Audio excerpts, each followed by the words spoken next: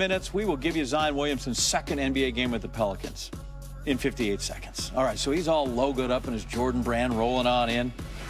See his offensive game. Big guy like this is not supposed to have any handle. He's supposed to dump it in and shoot hook shots, but off the dribble. According to Second Spectrum, Zion 4 for 4 Friday. That's the most makes without a miss in a game by a Pelicans player this season. You add in both games, and Zion 8 of 11, 73% shooting off the dribble. He's shooting 85% overall in both games. Defensively, going to earn his money here too. DJ Dozier contests that, get nothing out of it. Gary Harris, shot clock dying, run out by Zion, and that, yep, brick. And then this is the one that had everybody go, ooh, right there. Because Malik Beasley went in there, and he'll think twice about it the next time because he swatted it way out there. Nuggets players 1 of 5 shooting against Zion Friday. The Pelicans lose 113-106. Royce Young had the Zion assignment in New Orleans Friday. That's not a terrible day at work. He's with us now on SportsCenter. Royce, so you talked to the player, you talked to the coach about those minutes. I mean, we've doled out 3 extra ones in this game. We went from 18 to 21. What'd you learn? You know, one of the interesting things about this situation, John, is that Zion's minutes are being regulated pretty strictly by the Pelicans. But with the way that they've played, especially tonight, look at the box score. He's a plus 16 in a game that they lose by 7 points. So I asked Alvin Gentry if it's possible that they could restructure those minutes and maybe play Zion at the end of quarters rather than at the beginning. And what Gentry basically said is that he's going with the medical staff on this, and they prefer that they stick with the plan that they're currently at, because one of the things that they want to make sure is that he doesn't cool off too much. It's one of the reasons that Zion warms up pregame when he does, about 75 minutes on the clock. They want to keep him as warm as possible. They don't want him sitting for too long. So as frustrated as everybody may be right now with this whole minutes thing, they're going to stick to the plan. So it doesn't matter. So the whole arena can keep chanting his name, and it's just not going to help, huh? How is Zion adjusting? Exactly right. How is he adjusting to the rhythm of the NBA? Because he is going kind of fits and starts here. Yeah, this is something that he said that he felt like came to him a little bit better tonight in this game, John, is that, you know, he got his first dunk. He got his first block. That block, by the way, was absolutely ridiculous. I think it's rolling down Bourbon Street somewhere at this point. But he talked a lot about how he felt more aggressive from tip-off. Drew Holiday said in the locker room that he saw a more assertive Zion Williamson. And that's something that I asked Zion after the game was, does he feel more like the player that he was at Duke now that this is just his second game, but those highlights are starting to come? He's looking more like Zion Williamson. And he said, sure, but he definitely would have liked to get another first, which would have been his first win. And he was frustrated about that. Yeah, he's got plenty of games left here before the season's ended. Royce Young, we got him out of the red dirt in OKC for a night, and glad to have you. Thanks, bud. All right, Celtics taking on the Magic. Kemba Walker in full effect in this one. But don't forget about Terrence Ross, former dunk contest winner. Ooh, he still got them hops, and he will dunk on you. Daniel Tice, he'll learn. All right, in this game, there was a theme going on, a little pick-and-roll action featuring Kemba Walker. Now, the Magic are coached now by Steve Clifford, who used to coach the Hornets when Kemba played there. And they actually talked before the game. It's like, yo, we got to stop this pick and roll action because Kemba runs it a lot, and for good reason. 27 first half points, 10 of 16 shooting, 4 of 8 on threes. 14 of those points came directly off pick and pop or roll plays. Celtics had a 4-point deficit, though, at the break. And then here, Javonte Green. How do you finish that under duress? You do it like that. Carson Edwards, like, he did this, and he went back, and that's how he dunked it. All right. 9 minutes to go. Celtics pulling away now. Kemba, he goes for 37 and 6 assists. Celtics win at 109-98. Boston, by the way, snapping a 3-game. The second time this season have won 8 straight games with their win over the Charlotte Hornets, who they trailed for the most part, Sam. Trailed at the end of the first quarter, trailed at the half, tied it up at the end of the third quarter. Then Giannis, 11 points in the first half, 13 points in the fourth quarter, really showed why he's the reigning MVP. Well, again, this is what Milwaukee Bucks do. Look, they had a tougher time with this Charlotte team today, but at the end of the day, the Milwaukee Bucks is a much better basketball team. They put the defense on them. They clamped down. Giannis did what he does in the fourth quarter, scoring 13 points, and another ho-hum win for this Milwaukee Bucks team. Yeah, Chris, I think you asked a good question back in the green room as we're watching the game. do you take this team serious? Because Sam hit it in the pregame As show. championship contenders. Hey, there you go. That's where I was going. Is that you have regular season play, championship play, MVP type play. Then you have playoff MVP and team play. So to answer your question, do you believe in Wesley Matthews? Do you believe in Eric Bledsoe? Can Chris Middleton get back to where he was playing last year, where it was a no-brainer he was an all-star, where some people maybe not? It's a question. And then you look at their bench. Can George Hill, can Ilyasova, and, of course, the sharpshooter Kyle Korver. Can those guys play the kind of basketball they're showing us now when the bright lights come on, when you get to that semifinal round, you get to that Eastern Conference final where you're saying you lost to a team last year that won the whole thing? That's the kind of confidence and that's the kind of style of play. Can you keep it up going into the playoffs? That remains to be seen. And when we talk about the MVP conversation or just looking at Giannis in the second half, 19-9. In the first half, my question to you, Sam, was, they're doing a good job at guarding Giannis. He has 3 fouls, seems to be out of his game. But again, this team seems like they're motivated by trying to make a championship run.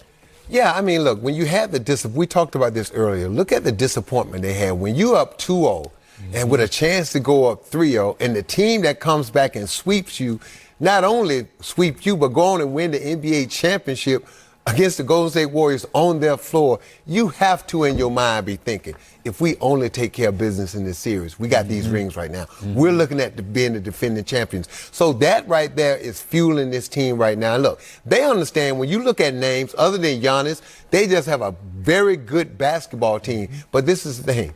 Giannis makes all those guys that much better. So if Chris Middleton's just a good player, he's an all-star caliber player when he plays beside Giannis. So everybody on that team that plays with him when he's on the floor, they're much better basketball players because he garners so much attention. 40-6 on the season. It's time to continue the greatness conversation in the sense that look at the teams that they're compared to now. These are the 2 teams in NBA history that won 70 or more games, and the Bucks right on Compare pace. them to the 95-96 Bulls, not the Warriors. Yeah, I'm going to say it again. The only thing different, the Bucks from the Warriors and the Bulls, there's no swagger. There's no extra sexy appeal because of what the Warriors and the Bulls done.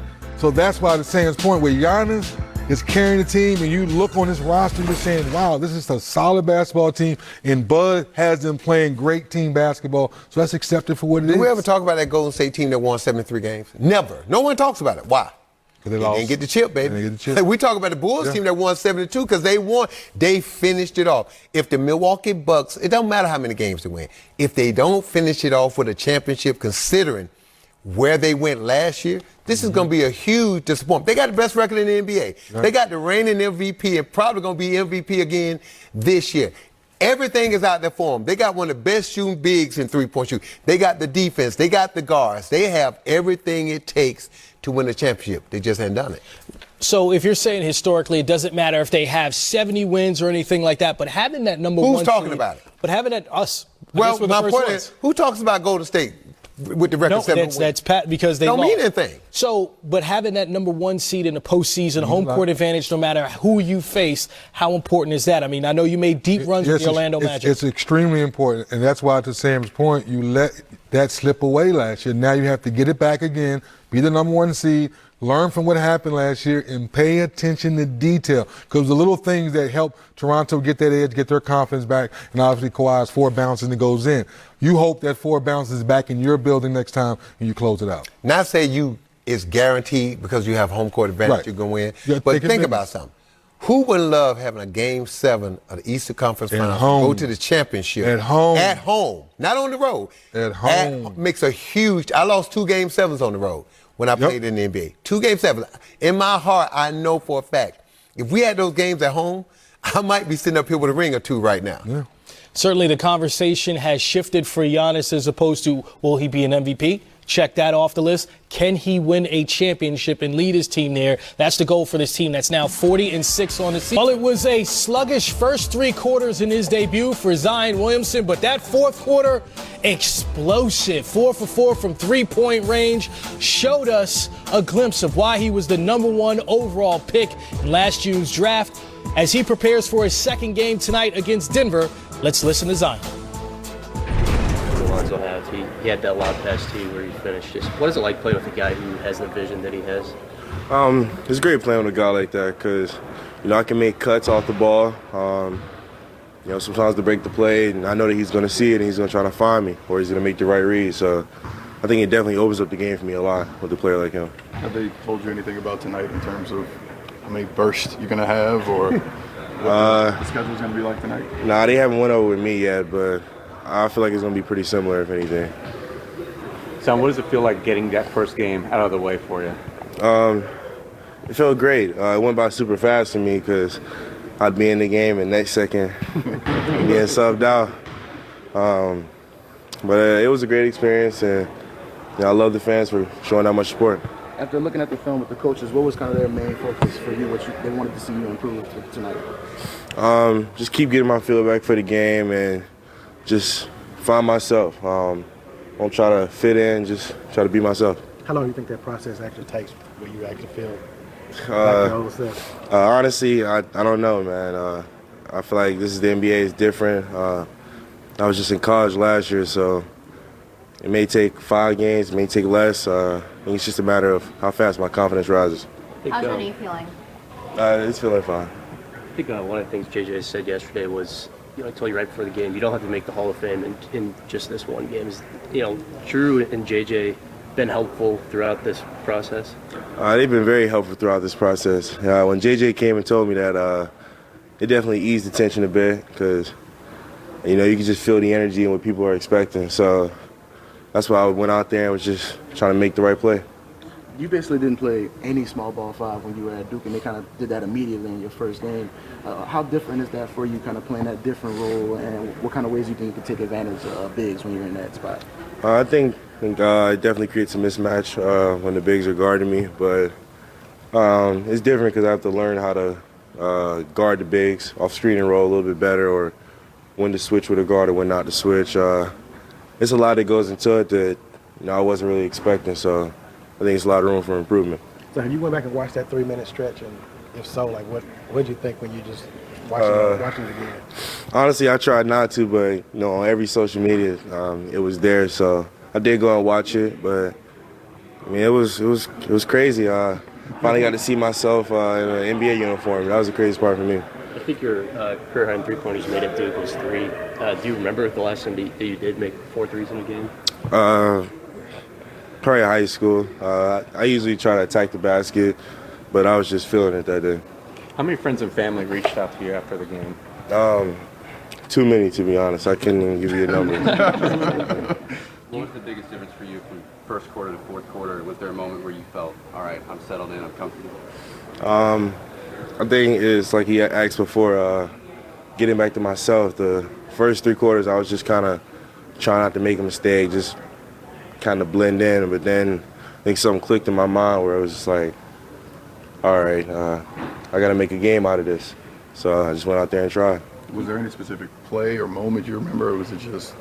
I think it was the rebound and then outlet pass to Etwan. I think that really got me going in the fourth. Do you think teams will give you a little bit less space to shoot after that performance?